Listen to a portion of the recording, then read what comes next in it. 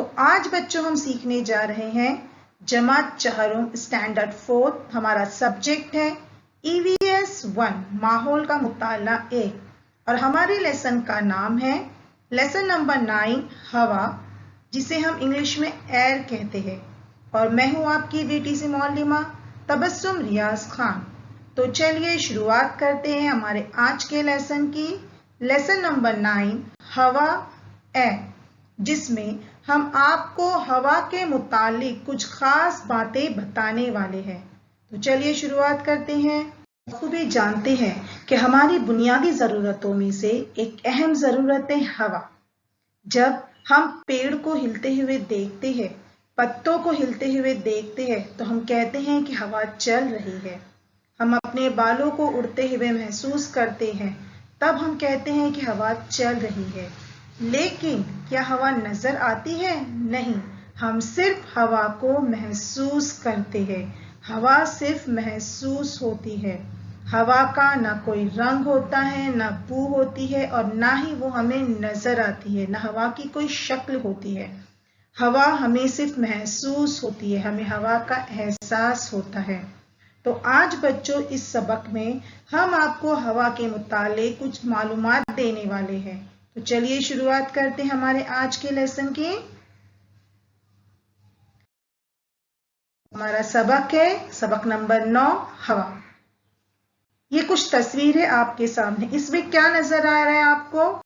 जी हाँ, एक शख्स है जो अपनी मोटर कार में जो है टायर में हवा भर रहा है। ठीक है। दूसरी तस्वीर में आपको क्या नजर आ रहा है? साइकिल के पहिए के ट्यूब में हवा भरी जा रही है। उसके बाद जी हाँ, ये बच्ची जो है गुब्बारे में हवा भर रही है। अब ये भी हवा ही है जो हमें नजर नहीं आती, लेकिन मुख्तलिफ कामों के लिए इसका इस्तेमाल होता है। हम अपनी कार के टायर्स में हवा भरते हैं, हम अपनी साइकिल के ट्यूब में हवा भरते हैं पहिए के, और साथ ही साथ जो है हम गुब्बारे में भी हवा भरते हैं। हवा की मौजूदगी को देखने के लिए एक छोटा सा एक्सपेरिमेंट हम करते हैं, जो आपकी टेक्स्ट बुक में मौजूद है। ये एक्सपेरिमेंट बहुत आसान है, आप इसे घर में भी जरूर कीजिए। ठीक है। तो इस एक्सपेरिमेंट के लिए जरूरत है आपको एक बाल्टी की, जो आधी पानी से भरी हुई होनी चाहिए, और साथ ही एक बर्तन की। इसके लिए आप पानी से आधा भरा हुआ कोई दूसरा बर्तन या ग्लास भी इस्तेमाल कर सकते हो। ये हमने बर्तन लिया है जो आधा पानी से भरा हुआ है। अब हम क्या करेंगे, एक खाली ग्लास लेंगे जो बिल्कुल खाली होना चाहिए, और उस ग्लास को अप साइड डाउन करेंगे, यानी ग्लास को उल्टा करेंगे और उस भरे हुए पानी के बर्तन में डुबोएंगे। आप देखोगे कि ग्लास जो है वो पानी में डूब नहीं पा रहा है। क्यों? क्योंकि उस खाली ग्लास में मौजूद है हवा, और हवा जो है उस पानी को अपने अंदर दाखिल होने नहीं दे रही है। लेकिन जब हम उस ग्लास को थोड़ा सा तिरछा करते हैं, तो हवा बुलबुलों की शक्ल में बाहर आती है। हवा के बुलबुले पानी के जो है ऊपर सतह पर नजर आते हैं, और अब पानी ग्लास में दाखिल होना शुरू होता है। तो इससे हमें क्या पता चला बच्चों? इससे हमें सबसे पहला पता चला कि हवा पानी से हल्की होती है। दूसरा, खाली बर्तन में भी हवा मौजूद होती है, यानी हवा हर जगह मौजूद होती है। हवा हमें नजर नहीं आती, लेकिन हमें महसूस होती है, और हमारे चारों तरफ हवा हर जगह मौजूद होती है, चाहे वो खाली बर्तन ही क्यों ना हो। तो एक छोटा सा तजुर्बा है बच्चों, एक्सपेरिमेंट है, आप इसको घर में जरूर करके देखिए। तो चलिए बढ़ते हैं आगे। एक छोटा सा और एक्सपेरिमेंट हम करके आपको बताते हैं।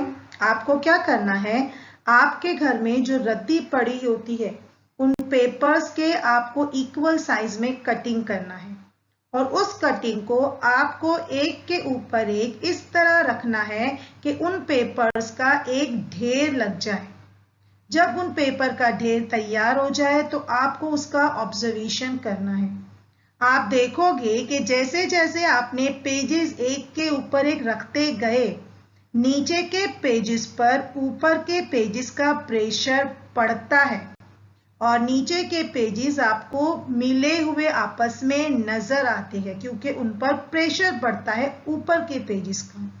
जबकि ऊपर के पेजेस उसकी बनिस्बत आपको खुले हुए नजर आते हैं। नीचे के पेजेस में आपको फासला एक दूसरे से कम नजर आता है, इसीलिए वो मिले हुए नजर आते हैं। जबकि ऊपर के पेजेस में फासला ज्यादा है, इसीलिए वो खुले हुए नजर आते हैं। यानी जब पेजेस पे दबाव पड़ता है तो उसकी वजह से, दबाव की वजह से वो नीचे के जो है मिले हुए नजर आते हैं और ऊपर खुले नजर आते हैं। जमीन का भी बिल्कुल ऐसे ही है। जमीन पर, जहां हम नीचे जमीन पर रहते हैं, वहां पर प्रेशर हवा का बहुत ज्यादा होता है, जबकि जैसे जैसे हम ऊंचाई पर जाते हैं प्रेशर कम होता जाता है, हवा का दबाव कम होता जाता है। तो हमने इस छोटे से एक्सपेरिमेंट के जरिए ये पता किए कि नीचे जमीन पर हवा का दबाव ज्यादा होता है और ऊंचाई पर हवा का दबाव कम होता है, बिल्कुल इन्हीं पेजेस की तरह। तो चलिए अब बढ़ते हैं आगे और आगे देखते हैं। बच्चों, आप बखूबी जानते हैं कि हम जमीन पर रहते हैं, ये है हमारी जमीन। आपको हमारी जमीन पर कुछ नजर नहीं आ रहा है, लेकिन हमारी जमीन जो हमें गोल नजर आती है, जिसकी शक्ल बिल्कुल गेंद की तरह गोल है, इसके चारों तरफ हवा यानी एयर मौजूद होती है और हवा के एतराफ में जो एयर का, हवा का गिलाफ होता है, जो एयर कवर किए हुए हमारी जमीन को होती है, उसे कहते हैं फिजा या एटमॉस्फेयर। ठीक है, तो हमारी जमीन के चारों तरफ हवा का एक गिलाफ है, कवर है, जिसे हम फिजा या एटमॉस्फेयर कहते हैं। जैसे हमने आपको अभी बताया, हम जमीन से जैसे जैसे दूर जाते हैं, फिजा में, एटमॉस्फेयर में हवा की जो तह है वो पतली होती जाती है और जमीन के करीब हवा की तह मोटी होती है, यानी ऊंचाई पर हवा हल्की होती है। इसीलिए आपने अक्सर टीवी पर देखा होगा, डिस्कवरी चैनल वगैरह में, कि जब पहाड़ पर तो जो है माउंटेनियर्स चढ़ते हैं तब उन्हें ऑक्सीजन लगाना पड़ता है, क्योंकि जो है ऊंचाई पर हवा हल्की होती है, हवा ज्यादा नहीं होती, उन्हें ऑक्सीजन की जरूरत होती है। चलिए आगे बढ़ते हैं।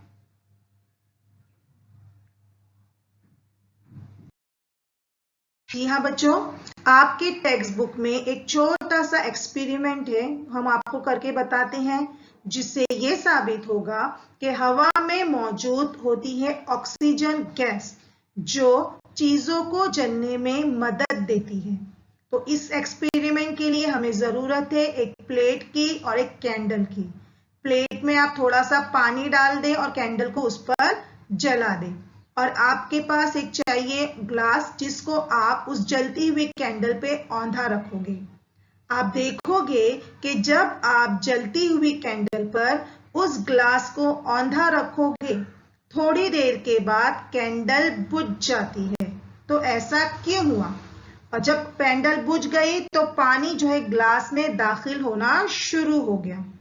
ऐसा इसलिए हुआ बच्चों कि जब कैंडल पर ग्लास नहीं था तो कैंडल को हवा में मौजूद ऑक्सीजन मिल रही थी, जिससे कैंडल जल रही थी।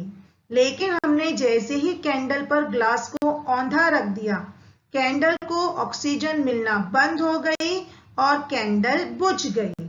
कैंडल बुझ जाने की वजह से उसमें खला पैदा हो गया और पानी अंदर दाखिल हो गया। तो इससे हमें क्या पता चला कि जलने के लिए हवा में मौजूद ऑक्सीजन का होना जरूरी है। हवा में मौजूद ऑक्सीजन गैस जलने में मदद देती है। ठीक है, चलिए अब देखते हैं आगे। अब हम देखते हैं कि हमारी जमीन पर मौजूद जितनी भी गैसेस है वो कितने प्रपोर्शन में है और कौन कौन सी है। हम जानते हैं कि हमारी जमीन पूरी तरह जो है हवा से घिरी हुई है और हवा कई गैसों का मिक्सचर है, आमेजा है। हवा में कई सारी गैसेस मौजूद है। अगर हम हमारी जमीन के 5 हिस्से करें तो एक हिस्से के बराबर है हमारी हवा में ऑक्सीजन। हमारी जमीन का एक हिस्सा ऑक्सीजन से घिरा हुआ है और ऑक्सीजन हमें रेस्पिरेशन सिस्टम में, अम्ल तनफ्फुस में काम आती है। हमें सांस लेने के लिए ऑक्सीजन बेहद जरूरी है, इसके बगैर हम जिंदा नहीं रह सकते। इसके अलावा भी जमीन पर दीगर गैसेस मौजूद है, जैसे हमारी जमीन पर मौजूद है नाइट्रोजन। हमारी जमीन का ज्यादातर हिस्सा नाइट्रोजन गैस से घिरा हुआ है। उसके बाद जमीन का 1/5 हिस्से में मौजूद है ऑक्सीजन गैस, जो हमारे रेस्पिरेशन सिस्टम के लिए बेहद जरूरी है। और उसके बाद दीगर गैसेस हमारी जमीन पर शामिल है। दीगर गैसेस में शुमार होता है हाइड्रोजन और कार्बन डाइऑक्साइड और भी कई गैसेस का। तो हमारी जमीन पर सबसे ज्यादा कौन सी गैस है? नाइट्रोजन। और ऑक्सीजन हमारे लिए बेहद जरूरी है क्योंकि ये हमें अम्ल तनफ्फुस में काम आती है। चलिए बढ़ते हैं आगे। जैसे कि आपने देखा होगा, जब आप ग्लास में सोडा डालते हो तो ग्लास में बुलबुले आना शुरू हो जाते हैं। तो ये जो बुलबुले हैं वो है ग्लास में सोडे में मौजूद कार्बन डाइऑक्साइड। सोडे में कार्बन डाइऑक्साइड मौजूद होती है जो ग्लास में सोडा उंडेलने पर बुलबुले की बबल्स की शक्ल में बाहर आती है। तो सोडा वाटर में कौन सी गैस होती है? Carbon dioxide. इसी गैस का हमारी हवा में बहुत कम तनासुब मौजूद होता है। बहुत कम प्रोपोर्शन में कार्बन डाइऑक्साइड हमारी हवा में मौजूद होती है। आप देखोगे कि प्लांट्स जो सूरज की रोशनी में हवा और पानी से अपनी फूड, अपनी गिजा तैयार करते हैं, तो गिजा की तैयारी में भी वो जो है प्लांट्स अपने लिए जो है वो हवा में मौजूद कार्बन डाइऑक्साइड गैस का इस्तेमाल करते हैं, है ना। प्लांट्स जो है वो हवा और पानी की मदद से सूरज की रोशनी में अपनी गिजा तैयार करते हैं और उसे अपनी गिजा तैयार करने के लिए जरूरत होती है कार्बन डाइऑक्साइड की। प्लांट्स जो है वो कार्बन डाइऑक्साइड लेते हैं और ऑक्सीजन को छोड़ते हैं। इसीलिए कहा जाता है कि ज्यादा से ज्यादा प्लांट्स लगाइए, क्योंकि प्लांट्स बहुत जरूरी है हमारे लिए। प्लांट्स ऑक्सीजन रिलीज करते हैं जिसकी वजह से हमारी हवा में ऑक्सीजन की मिकदार बढ़ जाती है और हमारे सांस लेने के लिए ऑक्सीजन ही जरूरी होती है।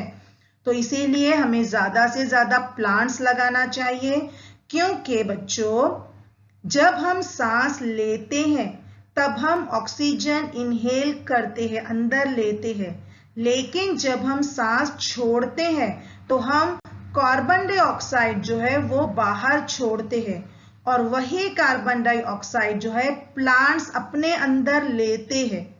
इसीलिए प्लांट्स को ज्यादा से ज्यादा हमें उगाना चाहिए, ठीक है। तो हम जो सांस लेते हैं रेस्पिरेशन सिस्टम में हमें ऑक्सीजन की जरूरत होती है सांस लेने के लिए, इसके बगैर हम जिंदा नहीं रह सकते। दूसरा ऑक्सीजन का इस्तेमाल होता है जलने के लिए। हमने अभी एक्सपेरिमेंट में देखा कि ऑक्सीजन जलने में मदद देती है ना। तो हमने अभी क्या देखा कि कार्बन डाइऑक्साइड के दो इस्तेमालात, सोडा वाटर में कार्बन डाइऑक्साइड होती है, साथ ही साथ प्लांट्स को जो फूड उनकी तैयार करना होता है गिजा, उसमें भी उन्हें कार्बन डाइऑक्साइड की जरूरत होती है। दूसरा हमने ऑक्सीजन के इस्तेमाल क्या देखे कि ऑक्सीजन हमें सांस लेने में मदद करती है। हमारे रेस्पिरेशन सिस्टम में ऑक्सीजन बहुत ज्यादा जरूरी है। और दूसरा ऑक्सीजन जो है वो जलने में मदद देती है। इसके अलावा बच्चों आपने देखा होगा कि ग्लास में अगर आप ठंडा पानी भरो तो उसके ग्लास के एतराफ में आपको पानी की बूंदे ड्रॉपलेट्स नजर आती हैं। तो ये जो पानी की बूंदे हैं ये भी असल में एक पानी की गैस की एक शक्ल है, यानी हवा में पानी भी गैस की शक्ल में मौजूद होती है। आपने अक्सर सुबह में देखा होगा, सुबह अर्ली इन द मॉर्निंग में, कि पत्तों पर अगर आप देखो तो आपको बूंदे नजर आती है जिसे हम शबनम कहते हैं, है ना।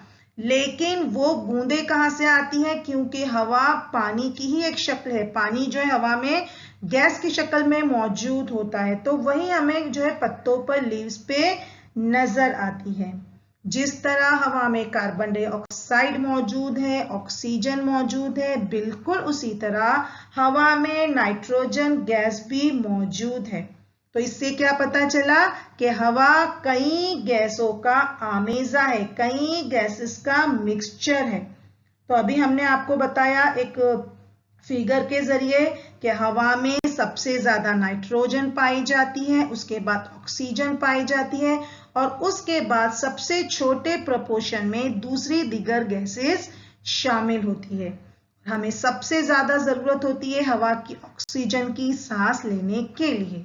तो चलिए बढ़ते हैं आगे।